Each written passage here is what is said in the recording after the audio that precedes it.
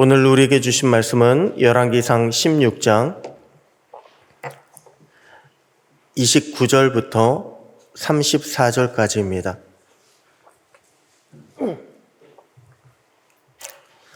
열왕기상 16장 29절부터 34절까지 우리 한 절씩 교독하시겠습니다. 유다의 아사왕 제38년에 오므리의 아들 아합이 이스라엘의 왕이 되니라.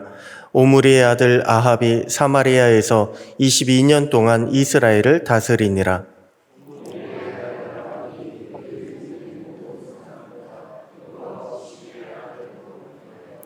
느밧의 아들 여로보암의 죄를 따라 행하는 것을 오히려 가볍게 여기며 시돈 사람의 왕 엣바알의 딸 이세벨을 아내로 삼고 가서 바알을 섬겨 예배하고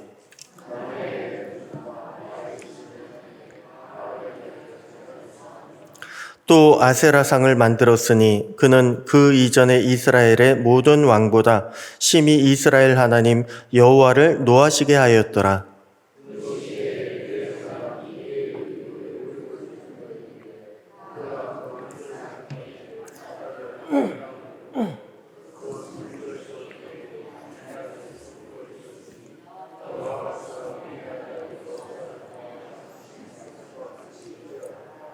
아멘. 할렐루야. 오늘도 주님의 말씀을 따라 순종하며 승리하시는 복된 날 되시기를 축복합니다. 예전에요, 나쁜 사람은 얼굴부터 달랐습니다. 딱 봐도 나쁘게 생겼습니다. 그래서 영화나 드라마 같은 데 보잖아요. 그러면 누가 악당인지 딱 보면 알 수 있는 사람들을 캐스팅했습니다. 그 사람들은요, 왜 옛날에는 후시 녹음했잖아요. 목소리를 따로 녹음했는데 그 사람들은 목소리도 비겁하고 목소리부터가 흉악했습니다. 그런데 언제부턴가 악역 배우가 인기를 얻기 시작합니다. 이제는 주인공도요, 악역을 맡기도 합니다. 나쁜 남자라고 하는 단어가 언제부터인가 나쁘다가 아니라 굉장히 매력적이다, 매력이 있다, 이런 소리로 들리기까지 합니다.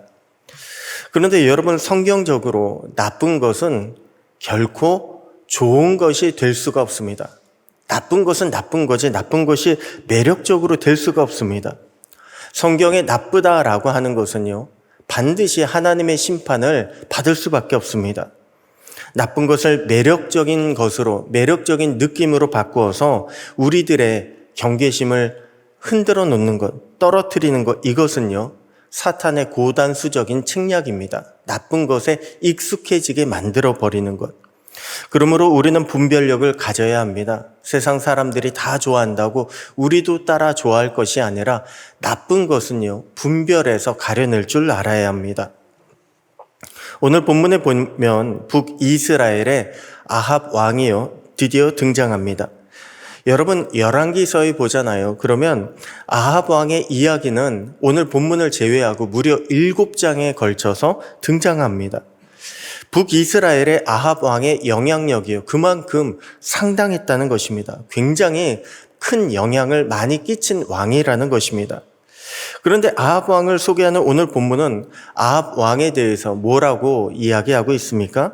30절 보니까 여호와 보시기에 악을 더욱 행한 왕으로 그렇게 소개하고 있습니다. 여호와 보시기에 악을 더욱 행한 왕이다. 한마디로 나쁜 왕이라는 거예요. 33절 보더라도 그 이전에 이스라엘의 모든 왕보다 심히 이스라엘 하나님 여호와를 노하시게 하였더라. 여러분, 우리 하나님을 심히 노하게 했다면 그 결과는 어떻겠습니까?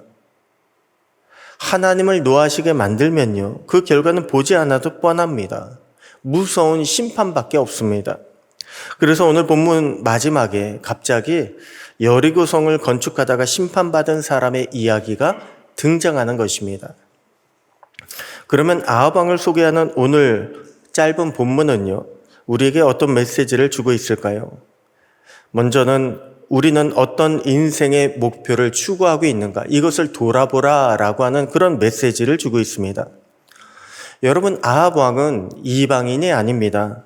아무리 북이스라엘이 타락했다 할지라도요, 그들은 모두가 누구의 후손입니까? 출애굽한 이스라엘 자손들의 후손입니다. 그들의 기본 신앙은요, 여호와 신앙입니다.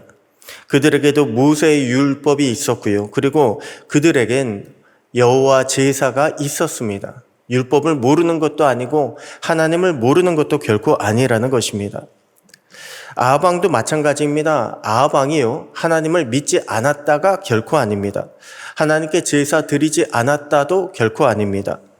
그런데 문제는 무엇입니까? 아합 왕은 그 무엇보다도 세상의 성공과 축복을 추구하는 인생의 목표를 그것에 둔 왕이라는 것입니다. 특별히 물질적인 성공과 복을 추구하는 왕이요, 바로 아합 왕입니다. 아합의 인생 목표는요, 나라의 부흥입니다. 아합의 인생 목표는 나라가 잘 살고 번영하는 것입니다. 실제로 아합 왕의 시대를 돌아보잖아요. 그러면 아합 왕의 시대는요, 굉장히 많은 부흥을 이루었습니다. 경제적으로도 좋았고요. 그래서 세상적인 일반적인 시각으로 본다면 아합 왕은 굉장히 잘한 왕입니다.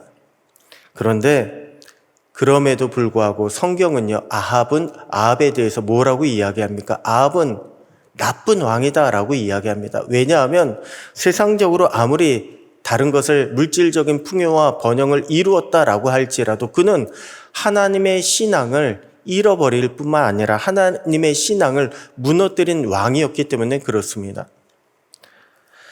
아합이 풍요의 우상 바알과 뗄래야 뗄 수 없는 관계를 형성한 것이요, 바로 이러한 아합의 인생 목표를 우리에게 보여주고 있습니다. 오늘 본문 32절 보니까 아합은 누구와 결혼을 했습니까? 시돈 사람의 왕 엣바알의 딸 이세벨과 결혼했다고 합니다. 아합은요, 이름부터 엣바알은 바알의 사람이라고 하는 뜻을 가지고 있습니다. 바알의 사람이라고 하는 그런 이름을 가진 시돈 왕의 딸과 결혼을 했습니다. 그런데 딸의 이름도요, 이세벨입니다. 이세벨. 이게 원어로 보면 이제바알이라고 하는 뜻입니다. 이제바알. 한마디로 바알이여 어디 계십니까? 라고 하는 그런 뜻을 가지고 있습니다. 이게 언제 쓰이는 단어냐 하면 제사 드릴 때요. 왜 우리가 기도하면서 주여라고 그렇게 부르짖잖아요. 이것과 마찬가지로 바알에게 제사 드릴 때 바알이여 어디 계십니까? 라고 그렇게 부르는 이름이 바로 이세벨입니다. 한마디로 아합은요, 바알과 굉장히 관련이 있는 시돈 사람의 왕, 그 딸과 결혼을 했습니다. 바알과 결혼한 것입니다. 자신의 인생을요, 바알 신에게 맡긴 사람이 바로 아합 왕입니다. 그렇기 때문에 32절을 보면 아합은 사마리아에 건축한 바알의 신전 안에서 제단을 쌓았다고 했습니다. 한마디로 수시로 바알 신에게 가가지고요, 잘 되게 해달라고, 번영을 달라고 그렇게 기도한 것입니다. 그러면서 34절, 바알의 아내의 신인 아세라상도 만들었다고 합니다. 여러분, 바알을 섬기는 사람은요, 반드시 아세라도 섬기게 되어 있습니다. 왜냐하면 그래야 바알과 아세라가 결혼을 해서 자식을 낳을 수 있으니까요. 그 바알과 아세라가 낳은 자식이 바로 풍요라고 하는 자식입니다. 그렇기 때문에 바알과 아세라는 뗄래야 뗄 수가 없습니다. 그런데 제가 아합 왕은 그래도 이스라엘의 왕이고 그래도 기본 신앙이 여호와 신앙이라고 말씀드리지 않았습니까? 그렇다면 아합은 어떻게 바알과 아세라를 섬기게 되었을까요? 여러분, 아합 왕은요, 바알과 아세라만 섬긴 것이 아니라 바알과 아세라도 섬긴 것입니다. 하나님을 믿는다고 하면서 바알과 아세라도 섬긴 것입니다. 그러면서 나서서 여호와를 대적한 사람은요, 아합이 아니라 아합의 아내인 이세벨입니다. 아합은 그저 묵인해 줬을 뿐입니다. 성경에 이세벨은 여호와 선지자를 직접 죽인 그런 사람으로 묘사되어 있습니다. 그런데 아합 왕이요, 이 모든 것을 모르겠습니까? 아합 왕은 이 모든 것을 알고 있음에도 불구하고 묵인을 했습니다. 허용을 했습니다. 왜냐하면 아합에게 있어서 북이스라엘의 성공과 번영, 북이스라엘의 축복이 가장 최우선이었기 때문에 아합에게 번영을 가져다 주지 않는 그런 신은 가짜 신이고, 번영을 빌지 않는 그런 선지자들은요, 가짜 선지자입니다. 마땅히 죽어 마땅한 그런 선지자로 그렇게 생각을 했기 때문에 그 아합도 하나님의 선지자가 죽는 것을 가만히 묵인을 했던 것입니다. 나중에 아합이 그 엘리야 선지자를 만났을 때 이렇게 이야기합니다. 이스라엘을 괴롭게 하는 자가 너냐? 한마디로 아합에게 있어서는 여호와의 거룩을 강조하는 제대로 된 선지자는요, 괴로운 선지자라는 거예요. 축복을 이야기하지 않고 자꾸만 거룩하라, 회개하라 이것만 이야기하는 선지자는 괴롭게 하는 선지자, 가짜 선지자로 그렇게 여겼다는 것입니다. 그런데 여러분, 성경은요, 우리에게 축복만 이야기하고 있지 않습니다. 성경은 우리에게 고난도 이야기하고 있습니다. 성경은 우리가 성공하지 못하면 실패한 인생이다 이렇게 정의합니까? 아니요, 결코 성경은 그렇게 말씀하고 있지 않습니다. 만약 우리가 하나님을 믿는다면서도 우리가 하나님께 축복만 달라고, 내가 성공하게 해달라고 이것만을 추구한다면 우리도 아합처럼 바알의 시험, 아세라의 유혹에 빠질 수가 있습니다. 잘못된 신앙의 길을 걸어갈 수가 있습니다. 그러면 아합처럼요, 반드시 하나님의 심판을 피할 수가 없습니다. 우리는 이것을 깨달아야 하고 이것을 또한 경계하며 살아야 합니다. 그래서 아합을 소개하는 오늘 본문에 여리고성을 건축하다 심판받은 베델 사람 히엘 이야기가 마지막에 등장하는 것입니다.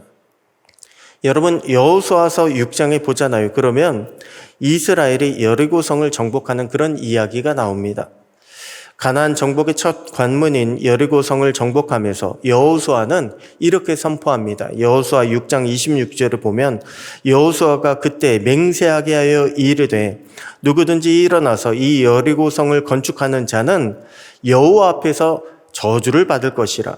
그 기초를 쌓을 때 그의 맏아들을 잃을 것이요 그 문을 세울 때에 그의 막내 아들을 잃으리라. 분명 여호수아 6장 26절에 보면요, 기초를 쌓으면, 다시 기초를 쌓으면 맏아들을, 그리고 성문을 세우면 막내 아들을 잃을 것이다 라고 그렇게 말씀하고 있습니다. 본문의 이 말씀을 하나님이 눈의 아들 여호수아를 통해 하신 말씀이다 라고 그렇게 말씀합니다. 이것은 하나님의 약속이다. 이것은 반드시 실현된다는 것입니다. 그런데 성공의 눈이 먼 아합에게는요, 이러한 하나님의 말씀이 보이지가 않습니다. 여러분, 여리고성은 고대에 성이 세워질 정도로 위치가 좋았고요, 주변 환경이 매우 좋았습니다. 분명 여리고성을 다시 세우면 나라에 큰 이득을 가져오게 될 것이 뻔했습니다. 그래서 아합은 베델 사람 히엘을 통해서 여리고성을 재건하라는 명령을 내립니다. 그런데 어떻게 됩니까? 성경의 말씀대로 터를 쌓을 때 맏아들이 죽었고 성문을 세울 때에 막내 아들이 죽고 말았습니다. 하나님은 아합 왕에게 하나님은 살아계신 하나님이다, 진짜 하나님이다, 세상을 주관하시고 심판하시는 하나님이다 라고 하는 것을 아합 왕에게 보여주신 것입니다. 하지만 이 뒤에 나오는데 아합 왕은요, 이것을 깨닫지 못합니다. 세상 성공과 번영과 축복에 눈이 먼 아합은 이것을 깨닫지 못하고 여전히 바알을 섬기고 아세라에게 예배드리는 그런 모습을 보여왔습니다. 그러다가 가문 전체가요, 심판을 결국은 받게 됩니다. 여러분, 하나님의 말씀은 반드시 이루어집니다. 그렇기 때문에 우리는요, 하나님이 주신 말씀, 그 말씀대로 살아가야 합니다. 또한 그 말씀을 우리는 두려워하며 오늘도 우리의 삶이, 우리의 행동이 하나님의 말씀에 비추어 볼 때 어떠할지를 우리는 반드시 돌아보며 주의하며 살아가야 합니다. 오늘 우리는 어떻습니까? 오늘 우리는 내 것, 내가 내 것을 이루려고 하지 말고 그 모든 것을 하나님께 맡길 줄 알아야 합니다. 하나님, 저에게 이런 소원이 있습니다. 그런데 하나님께서 저를 인도하여 주시옵소서. 하나님의 말씀으로 저를 깨닫게 해주시고 반드시 선하신 하나님께서 인도하실 것이니 그것에 따르며 순종하게 하여 주시옵소서. 우리는 이러한 믿음과 기도를 드리며 하루를 살아가야 합니다. 그러면 말씀대로 이루시는 하나님이 저와 여러분을 하나님께서 약속하신 길, 하나님께서 인도하시며 축복을 내리시는 그 길로 저와 여러분을 인도하여 주실 줄로 믿습니다. 그렇게 살아가는 저와 여러분 오늘 하루가 되시기를 주님의 이름으로 축복합니다. 기도하겠습니다. 하나님 아버지 감사합니다. 우리의 우선순위가 세상 성공과 축복이 아니라 하나님을 신뢰하며 말씀을 따르는 것임을 깨닫게 하시니 감사합니다. 우리를 유혹하는 세상의 유혹과 시험을 이 시간 분별하여 물리칠 수 있는 성령의 지혜를 우리에게 허락하시고 하나님을 기쁘시게 만드는 거룩한 삶을 오늘도 살아가게 하여 주시옵소서. 오늘도 주님 안에서 말씀과 기도로 승리하는 복된 날이 되기를 소원하옵고 우리의 모든 소원을 아시고 선하게 이루시는 살아계신 우리 주 예수님의 이름으로 기도드립니다. 아멘.